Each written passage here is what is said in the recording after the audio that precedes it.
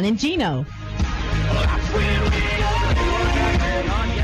Franti on the Don and Gino Real Estate and Finance Show with you now for 3.5 years, every Thursday, 12 p.m. to 2 p.m., sharing with you what you need to know, want to know, and should know about real estate and finances to help guide you to personal financial wellness. And today is no different. We are very excited to bring to you somebody that we're very excited to share with you, because we have on not just somebody local. We do bring on a lot of local professionals that are the best in the business, and again, why we started APRG.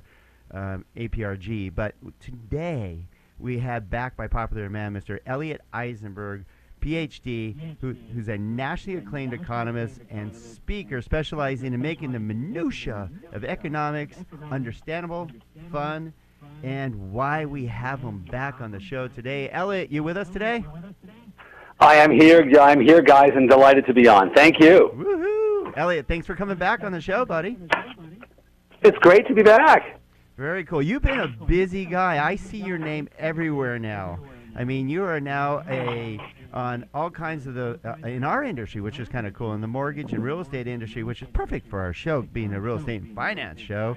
But you are now a regular person that gives advice on the economy and the direction of the economy and what we need to know in our industry. So it's really cool to have you join us on our show today. Well, thank you. I'm not sure if me being on all these shows is such a good thing. It means there's no one better than I am out there, and that worries me sometimes. But I guess you do what you can, right?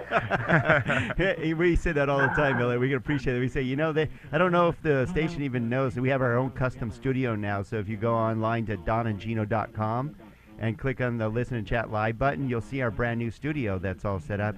And we did that because I don't think our station knows we're still on. So, we're the ones giving advice out there, and I don't think the station even knows it. So we can appreciate where you're coming from, Elliot. Well, Elliot, today, just so you know, again, we have Elliot Eisenberg. We call him Grass with Laughs because that's what he does. And he's an author of over 85 articles. He's been featured in Bloomberg, Businessweek, Forbes, Fortune, you name it. And also, I got to throw something out at you as a former Syracuse University alum. How about those Kings? You there, Elliot? Uh-oh. Looks like we lost Elliot. Okay, so hopefully we can get Elliot back on the line. Probably lost him, but I think he'll find his way back. So Elliot's going to share with us what's going on in the economy today, what's going on in the mortgage markets, what's going on in the real estate markets in his opinion. He's going to touch on the differences between the existing markets today and the new housing markets. Go ahead, Gino. Well, in fact, one of the things that I want to touch on, one of the things that I want to see what his opinion is I have my own opinion on this, is that we're seeing bonds kind of continue to improve, even though we know that the economic stimulus that we've seen for the last few years has been tapering down, right? We've been talking about quantitative easing being tapered down over the last year.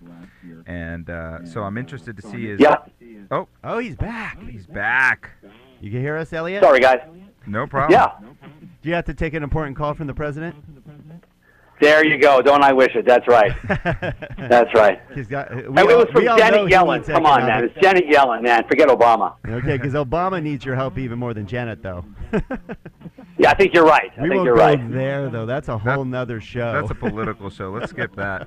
Elliot, what Don and I were discussing is I was just telling him that what I'm interested to find out is what your opinion is on, as the Fed is tapering quantitative easing, we've still seen an improvement in bonds and rates, and the stock market's still been doing really well. So it looks like there was a lot of cash positions that are moving into securities and assets and things of that nature. But at the same time, there's still a little bit of insecurity because bonds are staying so low. Do you anticipate that that's going to continue, or do you anticipate that we do have a bond bubble and that's going to turn? We're at the end of this bond interest rate decline business. I think rates hit their lowest. They're done. We're finished. Rates are going up. The reason rates have stayed as low as they have has been a confluence, I think, of lucky circumstances, a combination of things. First, sure, the Treasuries, the Fed's buying fewer mortgage-backed securities, but the government's issuing less. Fannie and Freddie are issuing less. There's not much refi going on, right? So as a percentage, it's still a lot. Yeah, That's one. Yeah, and then there's insecurity in Iraq and all the Middle Eastern problems going on. So that causes us to be nervous, and we go to U.S. Treasuries. And third, Europe doesn't look like it's doing all that well either. Nope. So you've got very slow growth in Europe, causing interest rates there to be low. So you have low rates in Europe. You have all these things together that are making it artificially low right now. I think as our economy gets better, rates will begin to rise. Maybe not as fast as I would have thought 6 months ago, but they're going to go up. So that brings me to, a lot of times we'll look at what's happening to us and compare it to Japan's lost decade. Sure seems like we're almost stuck in the same, not deflationary, but, with those first quarter GDP numbers being as low as they were, sure doesn't look like we have a lot of growth. Well, you can say that again. We had minus 2.9% annualized growth. We lost almost quarters of 1% to GDP in the first quarter. Pretty awful. We'll make that back in the second quarter, and then we should have close to 3% in Q3 and Q4. So the whole year ends up at 1.5% GDP, nothing to write home about. So you're right. But there are some real big differences between us and the Japanese. One, we have not had stop-and-go monetary policy. We've had really pedal-to-the-metal monetary policy. We have population growth, which they don't have, which is also really important. And on the fiscal side, the government hasn't been really, really stupid. We've been dumb, but not really, really stupid. So, and you look at the data now, and it's starting to turn around. Labor force growth is really good. The big problems we face now are labor productivity is really, really low. We're employing a lot more people, not making much more stuff. This is not a particularly good sign. So this is worrisome. And wages aren't going anywhere. So it's hard to buy a house, go on vacation, get a new big fancy car, or buy a car and a house, if you will. So these are the two bugaboos right now. And hopefully the second one at least starts to get better as unemployment rates get lower and approach 5.5%, 5%. Then incomes should start going up for workers, and that would be good for the economy. Yeah, and if you just tuned in, we're here with Elliot Eisenberg, Ph.D. and nationally acclaimed economist on the Don and Gino Real Estate and Finance Show, sharing with us what you need to know about the economy today, and in his opinion, as a person of influence around our industries, without a doubt. And Elliot, thank you for sharing your thoughts. One of the things that's funny you mentioned about unemployment needs to go down to the 5s. Remember at one point that they were talking about as soon as it got down to 6.5, we'd be all good. And we always say, maybe you can agree with us, we always say that numbers don't always paint the actual picture. Do you agree? Oh, my gosh, and how? And this is an excellent example because the labor force participation rates have come dramatically down as well. The number of working Americans is declining as a percentage of the population.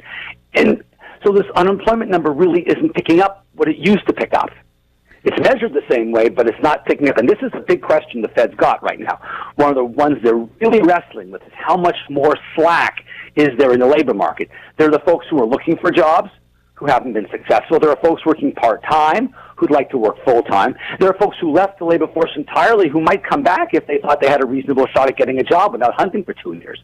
And you add all those up, there's 8, 9, 10 million people. But will they show up? Who knows?